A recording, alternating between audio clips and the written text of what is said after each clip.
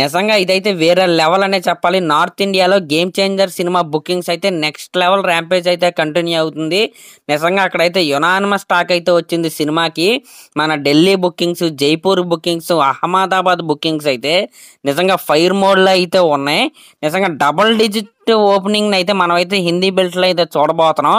నిజంగా next level response ఇది. ఇంకా తమిళ్లో కూడా సినిమాకైతే మంచి టాక్ అయితే వచ్చింది. నిజంగా వాళ్ళైతే పబ్లిక్ రివ్యూస్ అయితే ఇస్తున్నారు. నిజంగా అసలు అది చూస్తుంటే ఎంత ఆనందంగా అనిపించిందో. మన తెలుగులో అయితే మిక్స్డ్ రివ్యూస్ అయితే అలాగే కంటిన్యూ అయితే అవుతున్నాయి. నిజంగా రేపు ఒక హ్యూజ్ డే 1 అయితే మనమైతే గేమ్ చేంజర్ సినిమాకి అయితే చూడబోతున్నాం. రామ్ చరణ్ బాక్స్ ఆఫీస్ ఊచకోత ఎలా ఉంటుందో రేపు గేమ్ చేంజర్ సినిమా బుకింగ్స్ అంటే ఓపెనింగ్స్ చూసాకైతే మనకైతే ఒక క్లారిటీ అయితే రాబోతుంది. నిజంగా ఎలాంటి రివ్యూస్ ఉన్నప్పటికైనా సరే రామ్ చరణ్ సినిమాకి మినిమం కలెక్షన్స్ అయితే వచ్చేస్తాయి.